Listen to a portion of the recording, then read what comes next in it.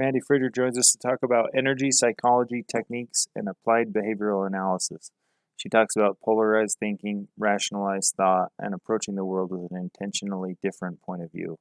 She talks about improved assessments and diagnosing, tracking effective treatment outcomes, and the evolving strategies for the behavioral health field. Enjoy.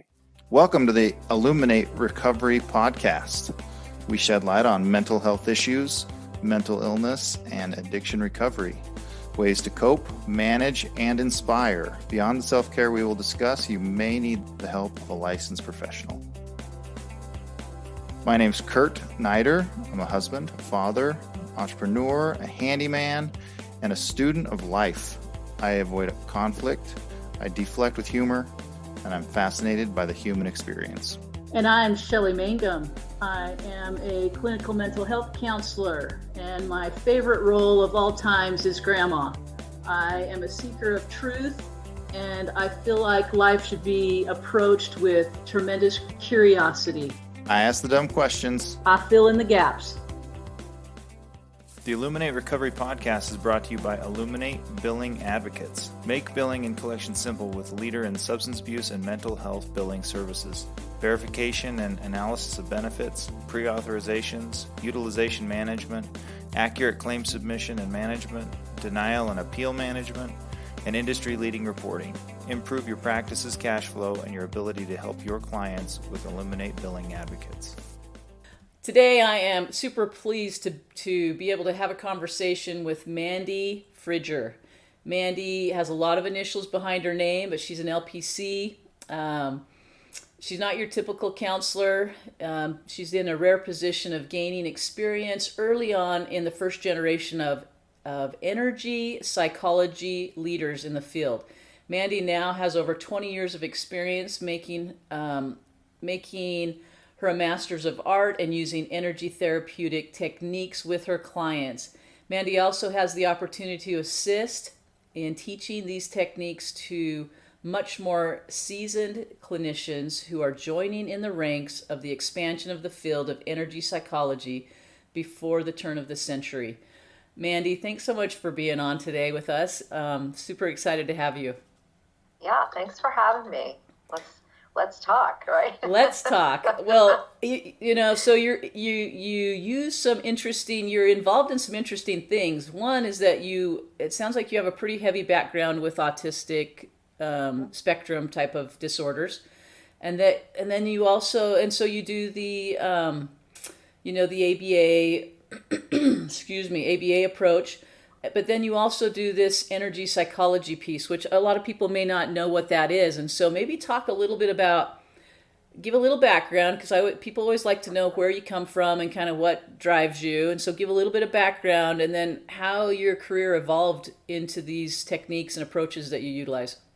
Sure. Yeah, I feel like I talk about my background and evolution quite frequently, but I do think it's important so people understand where I'm coming from and what exposure I had. And my first exposure as a clinician, I have to give all the credit to my mentor, Dr. Gregory Nicosia. He's a clinical psychologist in the Pittsburgh region where I'm from and where I practice.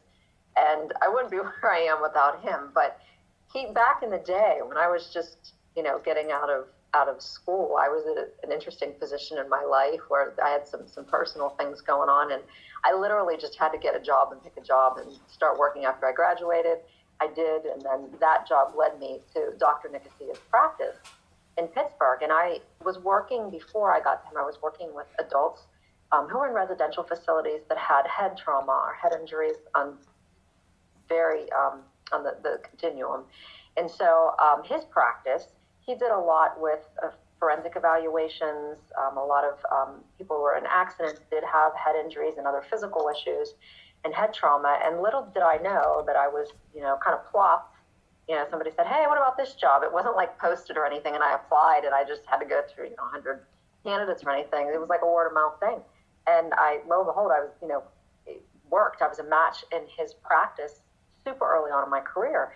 And so he said, okay, well, you can help me do reports and evaluations and neuropsych testing. And then he said, and then we're going to do some PFT work. And I said, what's that? And then he said, well, this is really, at the time, I don't know that we coined the term as heavily as we do now, but it's an intervention under the guise of energy psychology.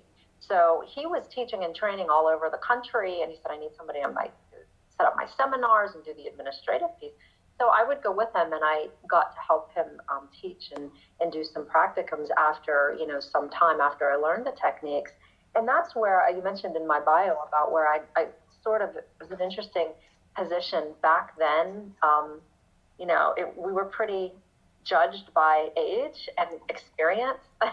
And so here I was like 23, 24, trying to assist seasoned practitioners in the field with this new technique. And, no one really asked me how old I was, but you could just tell. It's like, how long have you been doing? I got that a lot. How long have you been doing this? I'm like, a while, it really wasn't that long. But it was something that was really natural to me, and I understood these types of interventions. And so for me, I learned these like non-traditional techniques first because my graduate experience wasn't super technique heavy back then. So this is where I think I'm a little bit backwards generationally for how I learned. So this was really cool. It was interesting. It made sense to me. And then after I left his practice after a while, and I started to get into autism and working with spectrum disorders, people said, they were talking about the traditional interventions like cognitive behavioral therapy and ABA. And I'm like, why would you do that? And this is not for spectrum disorders necessarily, but for trauma, anxiety. And I'm like, that's so slow. I just couldn't rectify it in my head because, again, it's like I was sort of raised different in that non-traditional way. So let me just fast forward a little bit. When I left the practice, just doing energy psychology mostly, I got a different type of job, and I quickly was promoted to a supervisor, but I did have to work with kids who were diagnosed with, it was autism at the time, now we call it autism spectrum disorders. And I remember asking, and I said, no, that's not my thing. And I like to tell this story because I hear this from clinicians all the time today, especially outpatient therapists. Like, I don't know anything about that. That's a whole different skill set. It's really specialized. I just don't know what to do with that. So they said, well, we'll teach you. And I said, yeah, okay. So I really learned from a lot of the line staff who were actually taught like second generation from the Lovaas Institute in California. And for those of you who don't know that name out there, really, he was the one that put into place really structured ABA or applied behavior analysis training. And this still today is really the most effective training for skills with those diagnosed with spectrum disorders. Now I talk a little bit about that later because I was thinking about some of the counterpoints about ABA, so I thought that might be helpful to know. So I started to learn this, and I'm like, okay, this is still, I have way more questions than solutions for this. And I found out that I started to think very differently about using ABA, that I felt like I was the only one asking more and more questions. And like my mentors in autism were pretty clear cut about some things. And I'm like, yeah, but this is different now. No, this doesn't go this way. But then what happens with this? So I kind of dubbed myself the black sheep. Like I was just sort of out of the box thinking with this. And fast forward in my career, little did I know, there was a position locally coming, and the Cleveland Clinic has a center-based program, and they were interviewing for a director. And I thought, I think differently about this disorder and treating this. And if I'm a match, I'm a match. If I'm not, I'm not. And I went into the interview and I'm like, they ask you typical questions like, what would you do if this, right here and now with a problematic behavior? And my answer is always, and to this day, and even with clients, it's not about here and now. Let's back up. This is the antecedent. This is way before we even get to this point. Let's see what we can do. And so to me, the answers were pretty simple, and apparently it resonated because I got the position, and I learned a lot, and I'm really grateful for that position. But I really learned when I was at this center a lot about staff, and which leads me into the caregiver part of my career. Caregivers for me are parents, they're teachers, they're anybody in the community who works with the population, again, the ASD population, as we call it now. And what I noticed with my staff, and I had this opportunity, it was different than any other supervisor position I had before because I was in a center-based program now. And I had staff pretty much 9 to 5-ish every day, 5 days a week. And I happened to have cameras in my office. And really this was for safety for the kids. But it also helped me in teaching and training a lot of these refined skills. And ABA, again, if it was that easy and clear cut to just learn in a week, we wouldn't have advanced programs in BCBA, that's the advanced training, to be able to be a behavior specialist and implement these programs, types of things going on. It's really nuanced, and there's an art to this. You can learn some techniques, but when you're in the moment, have to apply it, you have to make different choices for the betterment of the individual. So I learned from my staff by watching them that I could tell when they were getting upset or overwhelmed, and it wasn't necessarily with the kids. In fact, almost never it was with the kids, because I had a really stringent screening process. Again, it came from Cleveland Clinic about who was a right fit for these types of positions to work with these kids all day. It's a different kind of personality. It's a different job. It's not for everybody. And so I would ask my staff, I'd be like, hey guys, how you doing? They'd be, oh, we're great. And they were fantastic at their jobs. So they looked great. They looked great in the cameras. I mean, they were flawless technique-wise. But one day I could see them kind of, in the cameras after the kids left. So I went, how's everything going? Again, great. I'm like, come on, if you don't tell me, I can't help you. So they said, well, we're doing great at work. We love our jobs. It's just when we go home, we feel, pretty snappy or exhausted or can't give to our families or whatever. And I said, okay, this is an ABA program, but I know you guys know that I have a background in energy therapies and tools. I said, are you up to try some interventions for yourself? And they said, yeah, sure, go for it. So I implemented a pilot study that was very messy. I would love for someone to replicate this, because there were just, it was messy. It was pilot. Uh-huh. But a pre and a post survey that I made up, that was probably mistake number one, me being the director, all kind of those biases with research. But the long and the short of it was I gave them one breathing exercise that's specific to energy psychology under the umbrella of those techniques. And let me just say, energy psychology is sort of the name of a field where there's many, many techniques that can fall under this field. I'm not going to go into specific techniques today, because that'll be a little bit too much. But when I gave them one type of breathing exercise, I said, okay, for the sake of the study, you can do this. It's 2 minutes. You can do this in the morning when you get to work. You can do it sometime on your break or before you leave. And then all you need to commit to is 2 minutes at home. And they said, okay, great. So they did this, and they did it over 8 weeks. And on my quality of life assessments, they improved their quality of life at work and at home, generally. But the real big takeaway from this for me, and what led me to say, light bulb, this is what needs to happen for parents too, is that they recognized when they started to shift internally, when they were working with the kids, and they called it flip the switch. Now, in some of the technical techniques in energy psychology, we call that a reversal on someone. There's different levels of them. But they called it flipping the switch. And they described that as, I'm working with a kid, I'm focused. And again, for many people listening, if you think about your job when you're sort of in the zone and when you're productive and getting a lot of work done versus those days where you can't focus and you're just, I have to come back to this and then I'm falling asleep, or I want to, open another tab or something. They used to call that flipping the switch when they would start to zone out, and they knew they needed to flip the switch back to focus. So what they learned to do was they learned when their thoughts started to drift out here again, flip the switch and come back in. So they didn't need the breathing exercise over the time. It was just an intense mindfulness that they applied to this to know when, hey, pull it back a little bit. And this was fascinating for me, because as far as energy technique goes and being able to use these tools for people who aren't trained in them, doing them for years, this is super advanced to be able to do. So I was really impressed. I mean, I just had a stellar group of, they were young women, I don't think I had any male staff at the time, but they were just, phenomenal people. So they really understood this concept and how to stay centered, grounded, whatever word you want to put on it. So I thought, maybe I should be translating this to the parents, because in my energy lens, I could see where the drains were happening. I could see the parents escalate with the kids. I could see the overwhelm in the family system. All of these things, if a parent with a child with a spectrum disorder would come into an outpatient setting, which is rare, and I can talk about that too, That's I'm just tired, I'm overwhelmed, and we might think, oh, I don't know what to do, but you do what you would do with anybody and just treat that. So I thought these tools are quick, and that's the missing piece for these parents. There are many books out there for caregivers that talk about taking time for yourself, and we hear that proverbial work-life balance all the time.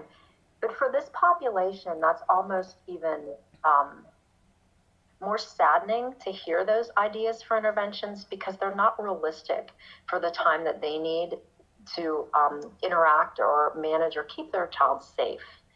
These kids have a lot of different types of behaviors, and some of them, quite frankly, are unsafe, especially when kids are younger and don't have the tools yet, that they need to be monitored literally every second.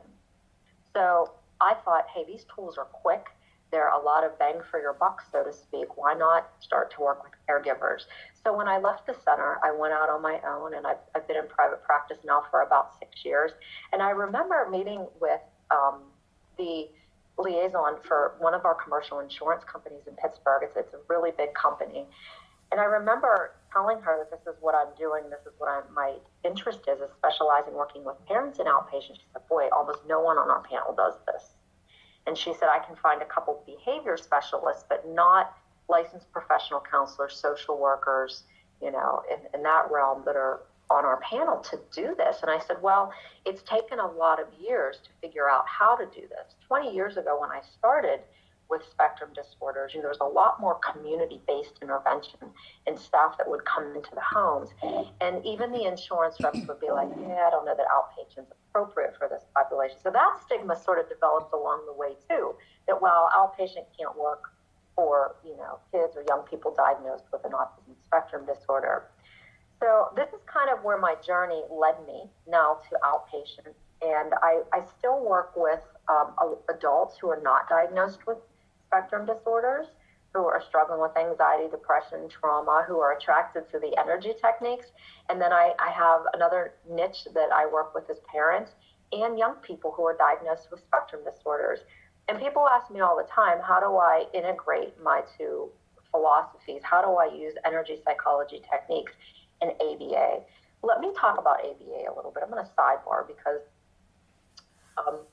one of the things I did want to mention today, and I'm going to tie it back to this conversation, that we as Americans are getting a lot of mixed messages, especially in the past couple years, which has led many to very polarized thinking.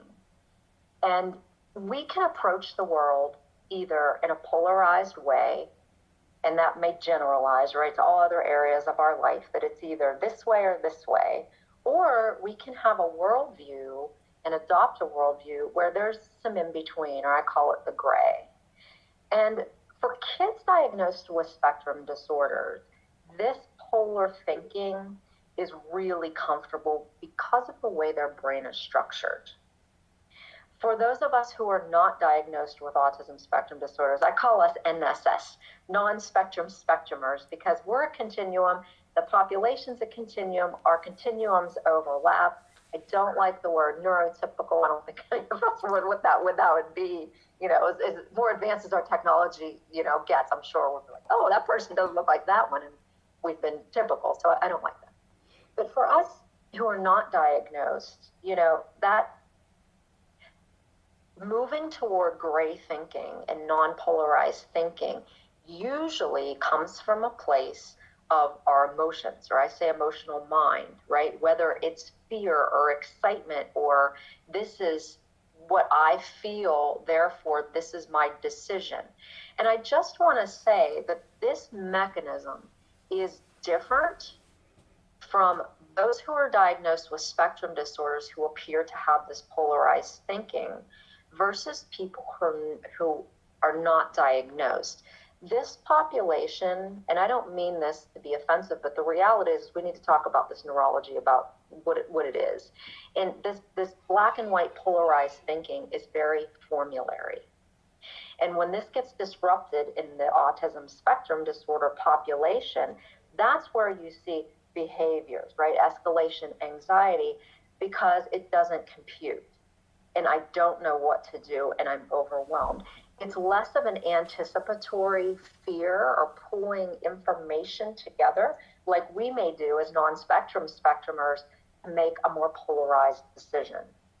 So I hope that that clarifies a little bit. But to go back to ABA and why it's so important and why it's so structured is because it speaks to this processing mechanism, this formulary way of thinking.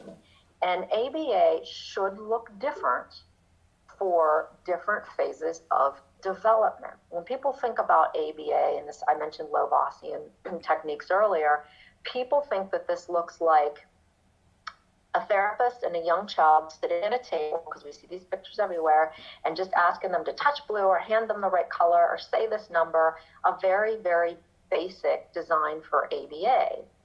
And really, ABA is just a style of teaching.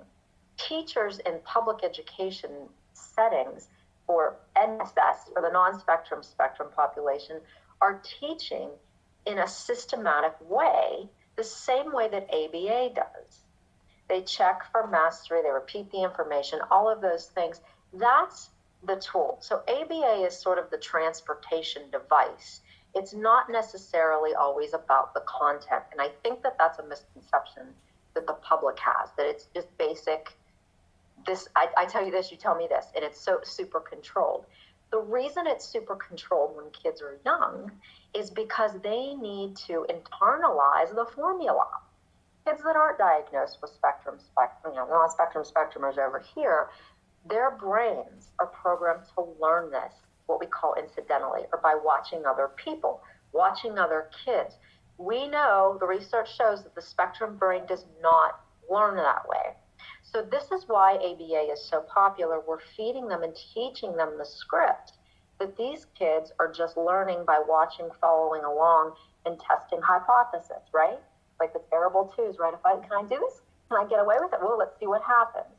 This population doesn't have those metacognitive skills yet to do that.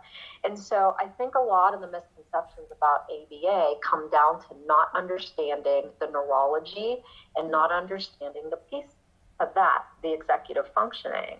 And again, in every field and every discipline, you're going to have much better ABA therapists than other therapists. And it is very difficult for an ABA therapist not to get into a polarized way of thinking. Again, NSSers, we struggle with this all the time, and how to not let our emotions get in the way and be able to fairly see some gray in different avenues. And this is imperative for a behavior specialist or those developing the plans, working with these kids with autism spectrum disorders, or therapists or parents, to be able to understand the art of implementing ABA. This isn't a spoon-fed technique like math. It is, the basics are math, but then how we make the decisions in the moment, like I said earlier, are really up to the skill and neutrality and the energy field of the therapist or caregiver. I love the way you kind of go through all of those different aspects and tie it all together, and I love the gray area, right? Because nobody is the same. And you're right. We know these commonalities about people on the spectrum, and who deal with the spectrum. We understand, the way their brain functions or doesn't function, but there's no, one shoe fits all. They all have that's why it's a spectrum, because they're all in a different place on that spectrum. You said something that I thought caught my attention, and I want to make sure I understood what you said, is that these kids who are on the spectrum and they're working with them and they're doing the ABA techniques and training and teaching them these social skills that they're not able to pick up, by trial and error. And what you said was that they don't have the ability for metacognition yet. So talk about that piece. So what you're saying is at some point they're able to capture that and be able to learn how to do that. What's that look like? Yeah, with a lot of work. And that's really my area of passion. So most of the young adults, teenagers that I work with now, I'm moving them into that area. So let's talk about what executive functioning is first, because I mentioned that term. Those are the cognitive processes that we all do every day to assimilate information, to interact with others, basically everything we do. And there are a lot of different areas of executive functioning. When we can assimilate all of those parts together, then we can do what we call a self-check We can figure out what we know, what we don't know. We can look at the world perhaps through someone else's eyes. Maybe a good practical example of metacognitive use or implementation would be, I have to get my mom a birthday present. Ooh, I'll get her a dog. Okay, so let's look at that thought process, right? If this is, a young person who curiously wants a dog, right? They think, okay, well, I want this, therefore they want this, or I really want this, so maybe if I get it, my mom won't hate it, and then I'll love it, so I benefit. So that line of thinking is not taking the person outside of, and look, do you see how emotional I was too? I'm excited because I want the dog. So whoa, our emotions are running high. So if we take ourselves outside of this lens, if we really want to think about mom, what we would say is, I wonder what mom would like. Not what's easiest for me, not what I want, not what's cheapest, not what's the most convenient, but what would she like? Okay, well, she would like a vacation to Hawaii, but, I'm only 22 and I really can't afford that. So what else? What other kinds of things does she like? Going through this type of reasoning process involves attention. These are the parts of executive functioning. It involves attention. It involves problem solving. It involves task saliency, which means picking out the important parts. It also has to do with inhibition, right? Oh, I'm just going to jump to that dog because I'm excited. Now, let me take a step back. And there's a few more pieces of cognition that fall into that. But when you put all those together, you have a clear ability to be able to see life through another's lens, do a self-check, and really self-monitor is what metacognition is in a nutshell. So for me, the challenge is moving these kids. And one of the critiques of ABA that I just read in preparing for this today was that, this actually came up this week too in a session, about kids that then they get sort of dependent on positive reinforcement. They're looking for an extrinsic reward. Well, I like to help families move off of this extrinsic motivation and get the kids more intrinsically motivated. The reason we don't do that right from the start with kids with spectrum disorders, because if you think about that intrinsic motivation involves heavy mastery of metacognition. And this has to be taught, which means all of those other pieces of metacognition have to be relatively mastered. This is why this is so complicated. This is why this delivery system of ABA starts out with these big concrete reinforcements. This is why when you see a 5-year-old getting a half a gummy bear every 15 minutes, and nutritionists will say, that's terrible, you're just stuffing the kid full. They need to start to pair a high motivator to understand and learn the idea of motivation and reinforcement. And then after they get old enough, after they have enough language, then we can move them from having this conversation about intrinsic motivation. But guess what? When we're intrinsically motivated, us NSSers, are we really? Is this like, it's the age-old question in the social work programs, right? Is altruism, is there such thing as true altruism? What really drives us? And this is where I pull my ABA back, even with my clients who are not diagnosed, that we have our own MO. We have our own motivation for what we want on any level, whether it's our basic needs, whether it's what we want out of, our family relationships, our friends' relationships, what we expect. We have an internal drive. These kids have that too. We just have to help them, and this is where the art comes in. It's not just like, okay, I'm going to teach you intrinsic motivation now.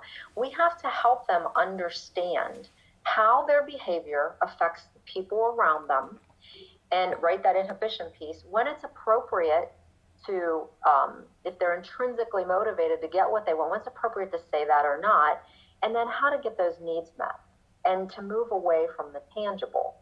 And that's really hard. I mean, if I ask my clients that are adults who are not diagnosed, why do you go to work? And they're going to speak for money. That's a tangible reward. That's what some of the critics of ABA are saying, move them off that. But in reality, that's life. And that's kind of how life works. If you ask someone who might be pretty established, like someone who's followed Covey's the leadership, right? Examples. You say, what are you? How did you get to this place in life? And a lot of people will say, I had goals. If that's not an agenda or motivation, or some sort of extrinsic reward, I don't know what it is. So to me, there's a fine line between an extrinsic reward and an intrinsic motivator to get that reward. I mean, quite frankly, I'm teaching the kids practically how any other adult would think. If they say, well, I don't want to work, I said, well, you need it to get money. Look what you can do with money. One of my kids says, well, I don't know if I'm going to be able to afford my specialized diet. Well, you know what? If you keep heading down that, career path that you're doing so well at, you're going to be able to, right? So that can start to generate and make the formulary for the intrinsic motivator for these kids. So this is so complicated, but it takes a lot of thought and metacognition on the part of the therapist to be able to put yourself in that kid's shoes or that young person's shoes, really figure out how they think, not analysis paralysis. I know we kind of overuse that term on the internet, but try to see how they make connections to things, know their preferences, and then when you can put yourself in their perspective, it's easier to find things that resonate to teach them how to move from this phase to the other phase. Another big key piece to this are the people around them, right? Teenagers are still living with their parents. So this is a lot of the work that I do with parents, families, caregivers, guardians, to help them really understand what I'm talking about. This is making sense to you. You're a clinician, you're well trained in this. But most parents who aren't have not really thought about, this is the way my child thinks differently. Oh yeah, now that you're saying it, I see how they do this, but I never really thought about it. Well, you probably didn't have all the information to think about it that way. And now it makes sense. This is hard when we move into sort of the realms on the outside life domains for kids, and when other family members try to offer support or friends, and they kind of say the wrong thing at the wrong time because they don't have a good foundation of what I'm talking about either. And this is another issue that I talk about with parents in outpatient. And a lot of parents will come to me and say, I want you to see my child who's diagnosed with a spectrum disorder in outpatient. And I usually say, well, my protocol is I start with you first, because there's a lot of psychoeducation that needs to happen. A lot of the families and parents that I work with have been through the gamut with ABA. They have a good understanding of it. But they've been parcellated in their understanding about this executive functioning piece. So I like to pull all that together. And quite frankly, when the parents are on board with their skill level, and their willingness is usually high, unless they're burnout, which then comes into the energy piece, which I help them with. We strengthen their resilience. They have the tools, and things actually start to go much better at home, despite the child's progress. We did nothing, no intervention with the child yet, and I just work with parents. I already see progress when that happens with everything I'm talking about. I love the way you've brought all of these different approaches together, and the structure of the ABA, which is necessary. Like, we all need structure, right? And then the being able to, that's the I'll use this word, the beauty, because I think, the spectrum, people on the spectrum, there's a beauty to them, because the way they think might be different, the way they process might be different, but they have strengths that I do not have, right? There are some that could sit down and do data entry and get just so much pleasure out of that, and hurtful things that other people say, they don't even process that, right? It doesn't even affect them. There is a skill set that they have that part of me says, I don't really want to take that away from them, right? That there's a place for them in our society when we understand, when we're educated, and when we understand how to integrate with them and work with them. I think that on a lot of things. I think that about people that are that deal with ADHD, and they've got that activity stuff or inactivity. There's value in that, right? It's like, how do we hone it in? How do we get it going in the right direction? Because, man, I wish I had your energy, And so yeah. I think changing the way we think about those, and I'm going to use this in quotation marks, disorders. I really don't like to say that people have disorders, but it infringes on their capacity to function. And so when they have the help that they need, and the approaches that you're putting together are incredibly successful, and I can tell by the way you're talking about them and the success that you're seeing. So I love that piece. I'm wondering. I know you talked about this. That energy psychology is quick and that it's very effective and it's fast. And you talked about doing the study with some of your staff members and teaching them just simply breathing techniques. And I'm imagining, that one breathing technique, maybe that was the only intervention that you studied at that moment in time. But if it's so quick and so effective, and my mind went there is, I'm sure that people are listening. They're going to go, hey, wait, go back, go back. I want to know what that breathing technique was, right? And so it might be fun to just, if it's something we could do in the time frame that we have, to just briefly talk about what it is and how it can benefit us. So there are layers, as I said earlier, of energy psychology, and it's an umbrella, right? If we think of a whole bunch of different techniques under there. The first techniques I learned, and I don't necessarily think they were because it was the primacy effect of the first, but they appear to me to be the strongest and the quickest. And I come from the background. Dr. Nicosia taught me thought field therapy. This was a meridian-based energy therapy, and people usually will hear it called tapping. So EFT is another tapping therapy. EFT was sort of like a son of thought field therapy, but thought field therapy was the original meridian technique. And when I'm saying meridians, some of you out there might have heard of acupuncture, where you get needles stuck in different places to help pain or release disturbance. We don't use needles, but we do use those invisible energy pathways, and we either tap or touch them.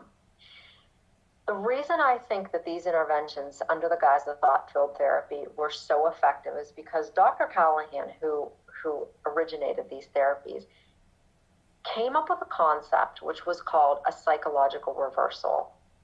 And I see that this concept is not as directly targeted in other energy psychology techniques, but to me, that's the key in these holding and the treatments holding for longer periods of time, and a person developing resiliency over time. In my mind, if someone comes to therapy, and I've had this experience over the past 6 years in outpatient, my goal as a therapist was never to keep somebody in therapy longer than they needed to be. And I'm going to teach you these tools so that you can use them at home and when you need them at your own pace. So I describe these sort of foundational tools to correct any of these reversals as sort of like you're stretching before you're running the race. You really need to get your mind, body, energy sort of in alignment. Your antenna needs to be straight up, not crooked, as Dr. Nicosia used to say. That's how I first learned it. But get us more centered so that we can use our minds the way that, to our maximum effectiveness. And again, lots of other tools out there will work, but what I traditionally see is they have a really great impact at first. And then a couple days or a week or so later, it kind of creeps back a little bit, right? And this is sort of the phenomenon that we see with traditional, even cognitive behavioral therapy, right? We talk, hoping to decrease the somatic, response and disturbance and fatigue that, and then it's released. Well, for those therapists out there who use this, have you ever had a client where, talking only creates more talking about the same issue, and the behaviors become harder to change? To me, that's red flag. There's a looping mechanism going on, which, again, we refer to it in this field as a reversal. And 2 breathing exercises, I think, are foundational for getting the system ready, for one, for treatment, and then 2, managing and maintaining a state of homeostasis so that those reversals don't happen again and keep happening. So what causes one of these reversals, these big and scary reversals? They're really not that big and scary, because the cool thing is they can be corrected in like 2 minutes. We've all experienced the bigger kind, right? The bigger kind feel like when we're just having a bad day, when we get out of bed on the wrong side, we just hit snooze too many times, we're running late, we're tripping over our pants, and then what happens? And then oh crap, we're going to be late, and I have this meeting today. And then our emotions and minds start to goop. They just creep up, and then it feels like it takes a while to be able to regroup and for something to go right. So that's the long way around having to regroup. When at that point, when I hit snooze, as soon as I get to work, I do a 2-minute breathing exercises. My brain is like right back where it should be. Why we think these work is a couple different things, and why these two in particular exercises I think are effective. The number one reason is because they're not just deep breathing. Deep breathing, right? We have research to show that that's effective.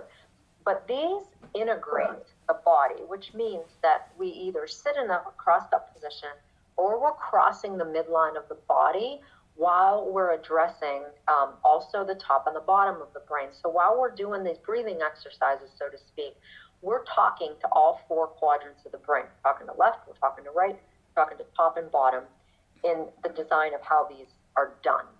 So that's the first thing.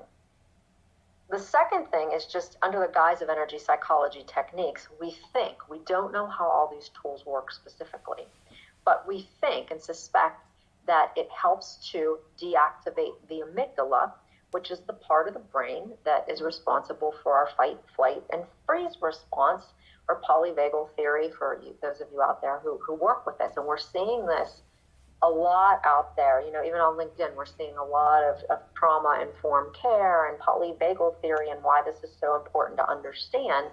Well, what can happen, and I see this just across pretty much in American society in general, outside of the autism spectrum realm, is that we're conditioning ourselves as Americans to stay so activated that we're crossing that threshold of fight and flight most of the time.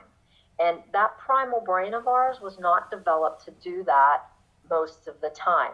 It was for when we were, proverbially chased by the saber-toothed tiger, right? They're meant to be activated in bursts. And so the bigger, better, faster, stronger mentality, the fast access to social media, the computer, our attention spans shortening, what's next? I can't sit still for 5 minutes. I don't have plans this weekend. All of that lends to helping that fight and flight creep up. And so this, we think, helps when we're saying to the top, bottom, and left, that helps deactivate that and lets, I always say, rational mind come forward, even though emotional and rational mind are not steadfast, parts of the brain, they're fluid, but this deactivates the emotional mind and activates rational. Now, let me say one other thing about fight, flight, and freeze for those of you who are not familiar with that, is that when we're in those states, science shows that our emotions are in high gear and we can't think rationally. So let me pull this back to kids with the spectrum disorder, right? When they tend to, a lot of them who get upset super fast. It's like a 0 to 10, a lot of them. And so when parents try to use logic and talk to them, what do you think happens? They can't hear it. And this is crisis management 101 for those of us who are therapists. When somebody is that upset, trying to provide them high instruction, high direction, it's not the time. We just, what are we taught to do? Be present and just hold the space, have a safe space for the person, which energetically is really us holding our own alignment to help that alignment realign, which there's a cost to that. Probably don't have time to go into that today, and I'm going down a rabbit hole. But the energy psychology techniques are fast because they go right to that. And I'm seeing this more and more with traditional Americans, that most of us are overactivated anyway. So let's bring this back to the parent or the caregiver who has a child with a spectrum disorder. Like I said earlier, these kids are incredibly sometimes active to the point that they're unsafe. And, what does the parent have to do? I have to stay on high alert to keep my kids safe. So if that isn't screaming, activate, I don't know what is. That's exactly the design. There's a safety threat, a potential safety threat. I'm not going to get eaten, but my child might get hurt if I am not activated. Over time, this crashes. And people become exhausted. So this population in particular is a great match for these energy tools, specifically these couple breathing exercises. I have the one on YouTube.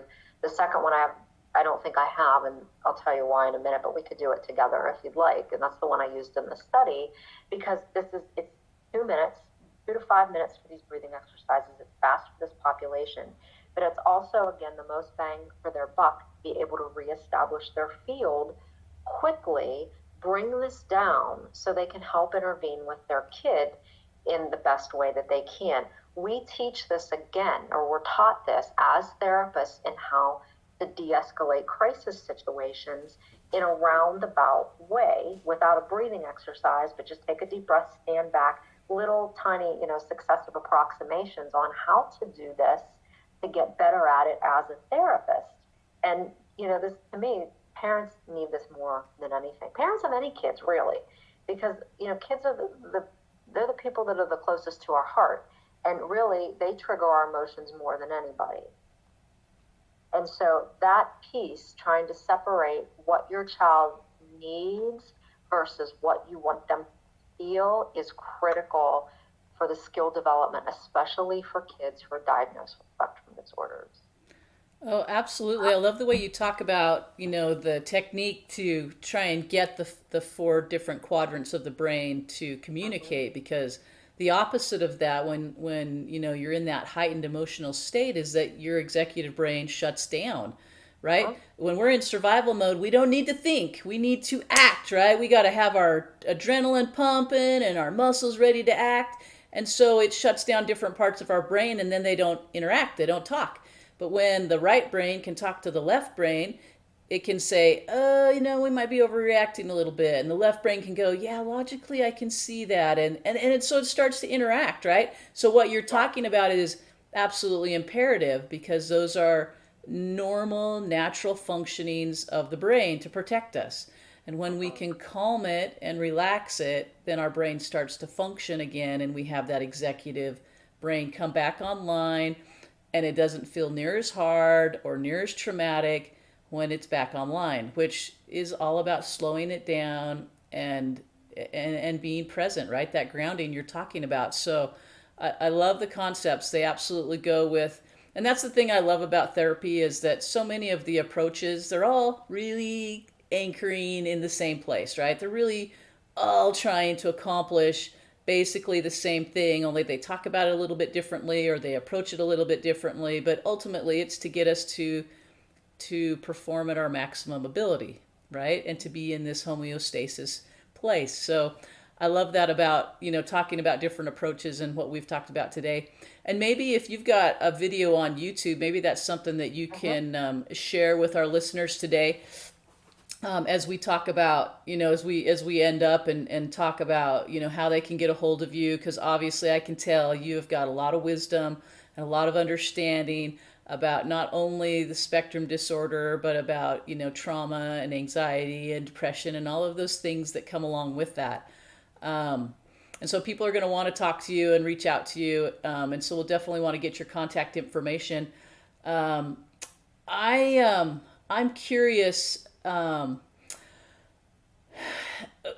I've heard in the past, I've had somebody say this, and it's not, I don't think it's research based, so I can't say that it was, but who I was talking to seemed to have some pretty good grounding in the autism world.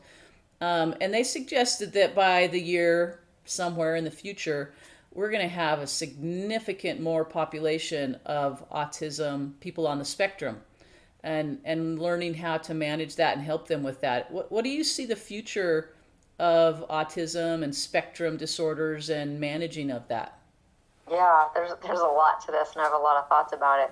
Let me back up and first say that I think we're getting better at assessment and diagnosis, which, if you look back at old footage, which again, if I'm speaking to clinicians who have seen this in their graduate studies, old footage of psychiatric institutions, and you look around at the behaviors and how people are acting, a lot of them are in diapers.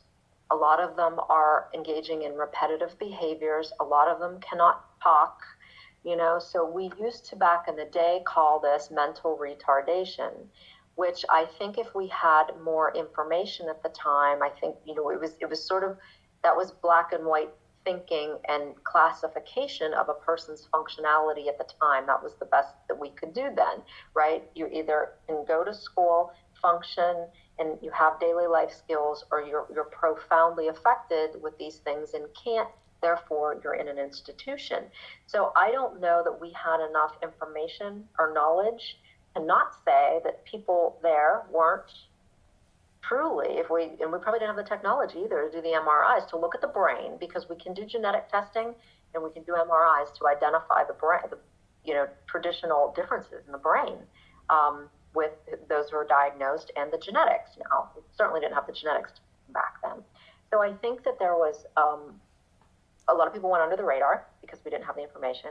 And I also think people that, again, I don't like this term, this high functioning, low functioning autism term, but people who would have been able to have the life skills to go to school, who might have been diagnosed, might have been the kids that we thought were just quirky or different.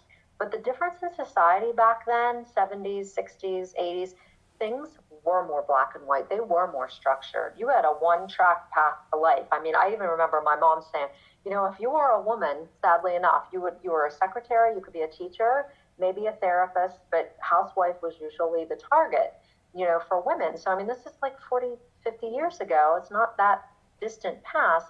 And, men had jobs, they went to work. There wasn't all this, life just wasn't as complicated. So there was a lot more formulary of life. So I think that a lot of those people probably might have been diagnosed if we would have had more information. Did anybody out there ever have a professor in school and higher education that was super, just had to be this way, couldn't be that way, no in between, and wow, they're mean, they can't talk to you, they can't, the social skills were lacking too. I'm not suggesting that everybody who has those behavior characteristics might have a spectrum disorder, but they could have. So to answer your question, I think the rates are increasing. One, because we're just getting better at diagnostics. Two, we are finding out there's a genetic component. And so genetically, right, if we're reproducing more, I mean, law of averages, we're going to have more people that are diagnosed if the population's going up. And then those who might have gone under the radar, right, that have kids, I don't know where this came from, autism. I mean, a lot of the times the parents that I work with will tell me that they've had their own mental health struggles at some point who have a child diagnosed on the spectrum. So again, maybe this was sort of under the radar at the time. As far as treatment goes, part of my mission is really to work with outpatient therapists. I have a consulting practice that I use for a lot of different things, but really what I like to do is meet with outpatient therapists to say, you can support this population outpatient. You don't have to be an ABA expert. You just need a couple big pieces of information to use the tools you have to support the parents, to be able to know when the parents need validated, when they just need to express themselves, because they're getting a lot of mixed messages. This is no different than, I'll think about this, we'll say to therapists out there now, clients who you might have gotten that are new this past year and a half that have come in who have been overwhelmed with the COVID situation for whatever reason. There's just a lot of different, nobody taught us how to deal with COVID specifically in graduate school, right? We have to pull from the tools that we have and what we know to use to be able to help these populations. And if you can get a parent of a kid who has a spectrum disorder, an outpatient, go for it, because again, time management for them is really hard. They are the people, when they say, I don't have time, they realistically probably don't. So any way that you can get them to help support, I would say go for it. And I think that piece is lacking, because when we hit adulthood with this disorder, services decline. What I would love to see happen, and I hope it's going in this direction, is a lot more grant-funded assisted living facilities. And when I'm saying assisted living, I don't mean what might pop to mind for each individual out there, but really like apartment complexes who have like the dorms with RAs, and so they have different levels of support depending on the person's need, but they're not completely alone and without support. Transportation, whether they can have the funds to be able to know how to use Uber or not. But I think grant funding for these programs is going to be the way to go. I think these are gaining momentum more in the West. I'm in Pittsburgh, in Pennsylvania, in the western part of the country, but this is going to be a high need because the kids, when I started, when these bursts of, assessments and diagnostics were coming out, they're aging out. They're over 21. And so that's the question, where can they live? How they can integrate in society, but not like perhaps to the level that everybody else can, and they do need some support, and their parents are aging. So I'm hopeful that this is coming down the pike. But in the meantime, there's still this clinical gap in treatment. And again, I go back to outpatient therapists. Adults who have spectrum disorders are sometimes hard to engage in treatment because let me go back to that metacognition piece. Why do I need to be here? Right? Think about when somebody makes a decision to come to treatment, they think long and hard about what they need, why they think that they're not feeling well, what they can gain from this. As far as a person with a spectrum disorder, one, it's very hard for them to make a mind-body connection. This isn't everybody, but for a lot of them. And two, I don't understand how you're going to help me because that didn't go well. It just needs to change. And I can't move past it. And in my experience, until they have another experience that contraindicates that experience, then it's wiped out. So it is very tough. And again, when we look at individual rights and advocating, if somebody who's 25 and older has a spectrum disorder and their family says they need to see you and they say, I don't need to be here, we have to honor that. So I think that some creative way, and I don't know what the solution is for encouraging treatment in this, but maybe it's workforce based somehow. Maybe it's becomes part of work programs that are like an EAP kind of support for this population. Again, those people would have to disclose their diagnosis. Whether they choose to do that in an employment setting is up to them. And that's another thing that I talk about with my young people. How do we move forward as an adult with this diagnosis? Obviously, it doesn't define you, but it's sometimes where's the gray with this? When do we need to talk about this, and when do we need to talk about you other than this piece of you? Yeah, there's so much involved. This is so complex and, involves so many aspects of life and living. And I love, I can tell that you're like, we got to find solutions. Like there's these gaps and there's these places where they need help. And we can do this as this population starts to come into adulthood. And then there's a lot of them there now, right? And so you bring up just a tremendous amount of information and ideas that will be very helpful, and I can tell you're such an advocate in this arena. So I love the work that you do, Mandi. I love that you've been on the episode today and shared so much really, really valuable information. Thank you. Maybe before we end, let's. I know you like to do the consulting and training and teaching others to understand some of the things that you understand. Why don't you share some of your contact information and where they can find out more about you? Yeah, I think the majority is on my website, so we'll go for that first. It's www, and it's just my first and last name, mandifreger.com. It's Mandi with an I, Mandi I, and then Freger, like refrigerator, FREGER.com. There's links to my YouTube channel and my Facebook, which I post mostly the similar content on both of those. I think YouTube's the easiest to access. I also usually cross-reference my podcasts on YouTube too. So if you're interested in hearing more, my consulting practice, like I mentioned earlier, I do like to work with therapists and other professionals. I do have this other niche about peak performance too. So I find myself working with executives, consulting in this whole energy dynamic when we have, different energies in the workforce, how we manage that, how we use our own tools for resilience. And I also work with athletes. So the consulting practice is really kind of cool. It gives a whole bunch of different twists on. I still incorporate behavior, ABA, and energy tools because they're hand in hand. I say to my energy colleagues, because they say no behavior, ABA is bad, I say, if you don't think you're trying to change behavior using the EP tools, then you really think again, because you are. Everything comes down to behavior. In my counseling practice, I'm licensed in Pennsylvania. So I'm doing all telehealth now. I was probably about 50% telehealth before COVID started. And so I, generally have a lot of Gen Zs and millennials, and they love it. It's easier for them. My office is in the city, so it's a lot of traffic to get to. And, now from the convenience of home, it seems to be real comfortable for the people that I work with.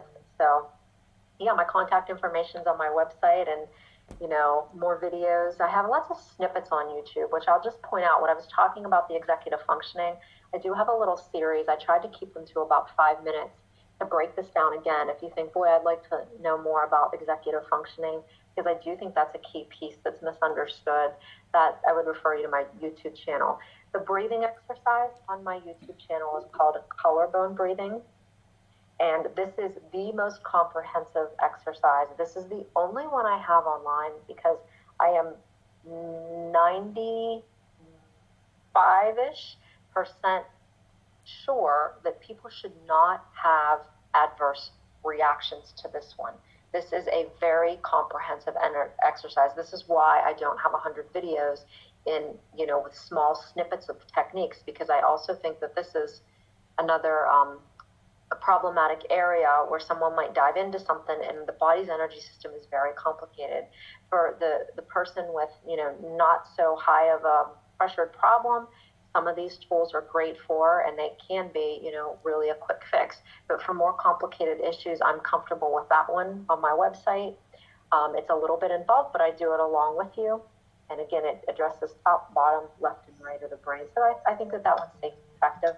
My YouTube channel is under Amanda. It's the only thing that I branded as Amanda, and I don't know why. But everything else is Mandy everywhere, but that one's Amanda. So, Oh, and good. my research study I was talking about is on my website too. Oh, wow. So much information. I love it. I love it. I'm going to go check you out, as well as I'm sure a bunch of our listeners. So, Mandi, thanks so much. Thanks so much for sharing. Yeah. So, it's been incredible. Thanks for having me.